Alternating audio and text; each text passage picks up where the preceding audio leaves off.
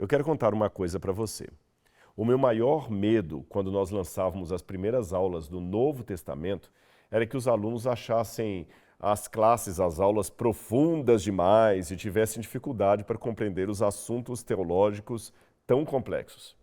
Mas, para a honra e glória de Deus, qual foi a minha surpresa quando entrei na plataforma e me deparei com os seguintes comentários. Aliás, deixe-me ler alguns para você que eu tenho aqui no meu celular. Preste atenção nesse aqui. Um comentário de Arlete. Sinto-me privilegiada pela oportunidade de aprender através desse curso sobre Deus que nunca imaginei.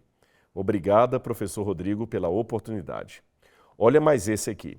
A Jeane comentou, sempre aprendo com o curso A Bíblia Comentada. Parabéns em especial ao Dr. Rodrigo e a toda a sua equipe, que são nota 10.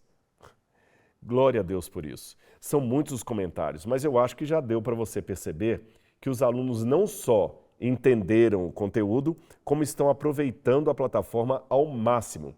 E você? Você também pode participar dessa experiência. Então clique no link abaixo e acesse o nosso site. Faça isso agora mesmo. Eu tenho uma imensidão de informação bíblica para compartilhar com você. Sobre o acúmulo de riquezas e seu impacto na sociedade. Cara, essa pergunta é retórica, né? Como é o nome dela mesmo? Joana. Joana, o nome da minha avó, Joana. Olha. E também sobre acúmulo de riqueza, e sobre a teologia da prosperidade também, né? Isso é uma grande perversão do evangelho, né? A teologia da prosperidade, acumular. Eu acho que a Bíblia Sagrada, especialmente o Novo Testamento, é muito explícita. Jesus é muito explícito, né? O amor ao dinheiro, querer ficar rico. Mas tem especialmente a parábola que Jesus conta de um homem que colheu demais. E mais do que ele esperava, e ele disse assim, já sei o que eu vou fazer, eu vou destruir os meus celeiros e vou construir celeiros maiores para poder armazenar a minha colheita, e direi para mim mesmo, alma, tens em tesouros muitos bens acumulados, descansa, come, bebe, folga, curte a vida, você já tem bastante. E aí Jesus completa dizendo, louco, esta noite te pedirão a tua alma. E o que tens preparado para quem será? Assim é aquele que ajunta riquezas apenas para si mesmo, que ajunta riquezas para si e não é rico para com Deus. Eu acho que o problema do acúmulo está exatamente nisso, é só para mim. A riqueza que não é partilhada, dividida, distribuída, que não é colocada em circulação e ela é retida, ela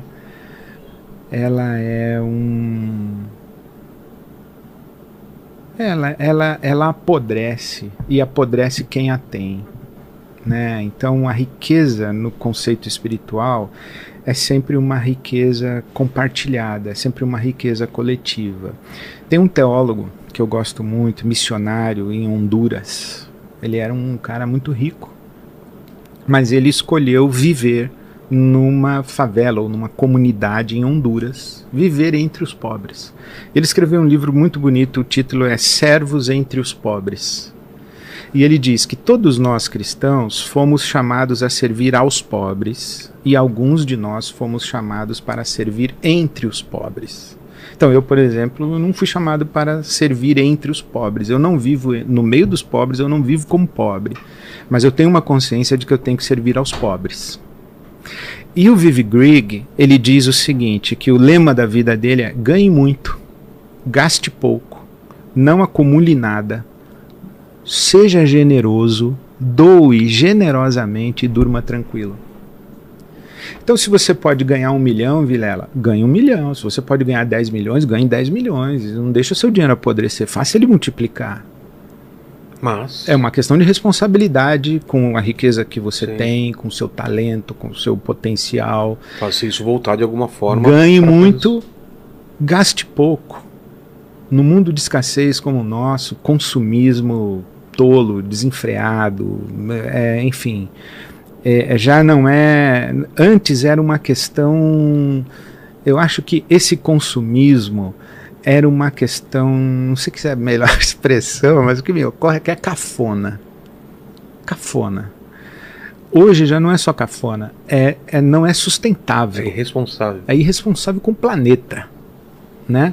Então ganhe muito, gaste pouco, não acumule. Para quê, meu? Para que 100 pares de sapato? Para que milhões no banco e mais milhões e mais milhões? Então, seja generoso, doe generosamente. Pô, é muito bonito quando você vê. Não quero fazer juízo de quantidade, mas eu acho muito legal o cara que doa para a ciência, o cara que doa para o hospital, o cara que doa para a biblioteca, o cara que doa para a universidade, o cara que doa para as obras humanitárias, o cara que mete $1 milhão para socorrer os nossos irmãos e irmãs no Rio Grande do Sul, sabe? O cara que é rico, mas ele não guarda para ele. E dorme tranquilo. Eu acho que é isso. A ganância é um mal. A ganância é um mal. A riqueza bíblica, ela é uma riqueza coletiva, né? E teologia da prosperidade, que eu tenho falado de teologia da prosperidade, a perversão é o oposto do evangelho, né? O que é? Diz que a gente rico. Aqui na Terra tem que usufruir de bens, baseado nisso? Eu acho que tem um negócio lá atrás muito interessante para a gente pensar, que é a obra do Max Weber, A Ética Protestante e o Espírito do Capitalismo. Tá. Olha o raciocínio dele, se eu entendi bem. Tinha uma discussão teológica que quem não tem a igreja por mãe não tem a Deus por pai. Com a reforma protestante, os protestantes foram expulsos, foram excomungados.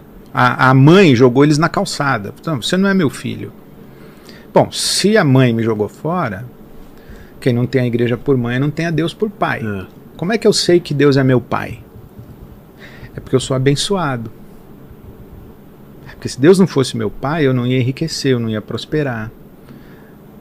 Outra coisa, o cara que servia a Deus, ele servia onde? Dentro da igreja. Quando ele foi jogado para a calçada, excomungado, ele vai servir a Deus aonde? Ele vai servir a Deus na secularidade. Ele vai servir a Deus como sapateiro, como médico, como dentista, como professor, como mecânico, como gari, como sei lá o que. Ele vai servir a partir da profissão, da atividade profissional dele. Então, o protestantismo desenvolveu o sagrado da atividade profissional, o sagrado do trabalho. Servir a Deus não é só ser beato e nem só fazer obra de caridade. A gente pensa isso, né? Eu quero servir a Deus, eu vou ser voluntário no Hospital do Câncer uma vez por semana. Não. Você serve a Deus fazendo seu podcast agora. Com certeza. Você serve a Deus difundindo informação, promovendo diálogo, conversa, etc. Você serve a Deus com o seu trabalho. Tratando bem as pessoas. E você serve a Deus com o seu estilo de vida, com a sua dignidade, no respeito à dignidade do outro e tal. Quer dizer, o protestantismo desvinculou o servir a Deus do estar na igreja, na experiência religiosa.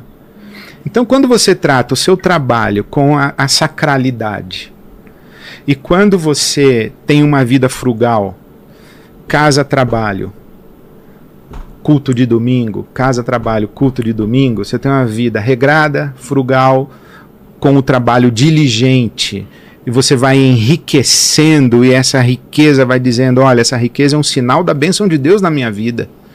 É sinal de que eu sou filho de Deus. Daí para evoluir para a afirmação de que se você é filho de Deus você tem que ficar rico, 2 minutos. Mas é uma perversão. Porque a riqueza e a pobreza tem muito mais a ver com contingência do que com diligência. Nem preguiçoso fica rico, fica herdeiro. Mas preguiçoso dificilmente vai ficar rico. Mas tem muita gente que trabalha muito mais do que nós dois e é muito mais pobre do que nós dois. É verdade.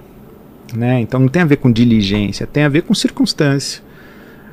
A cidade onde você nasceu, a família onde você nasceu, a cor da sua pele, onde você estudou quando era menino, né? Se você foi alimentado na primeira infância ou se você não foi. Faz uma diferença absurda. Então tem um monte sabe, eu conheço pessoas que ficaram ricas e me contam suas histórias. Eu vou te falar, olha, tem trabalho, Não acredito em riqueza sem trabalho. Mas tem um ingrediente que, em linguagem não religiosa, é sorte. Em linguagem religiosa, é a bênção de Deus. Quando você pega um cara que ficou rico, ele diz assim, não, Deus me abençoou. Porque você não acredita, eu comprei aquele terreno, no mês seguinte começaram a construir o metrô do lado. Pô, você é um rabo do caramba, meu. Entendeu? Fala, pô, Deus me abençoou. O outro diz assim, pô, você não acredita. No mês seguinte construíram, meu terreno multiplicou, aí o meu avô morreu, deixou uma herança, e eu não tinha dinheiro para construir, mas a herança que meu avô deixou era certinho da obra. Aí eu fiz o meu restaurante, o primeiro, né? Porque hoje eu tenho uma rede de 117 restaurantes. Mas sabe, a riqueza é muito mais fruto de estar no lugar certo, na hora certa, e não tem como explicar. Por que você e não eu? Né? Por que eu começo a fazer um podcast e não dá certo, você fez o seu e deu certo? Aí você fala assim, não, eu trabalhei pra caramba. Eu também trabalhei, meu, mas não deu certo. Tem talento, tem um monte de variável. Com certeza.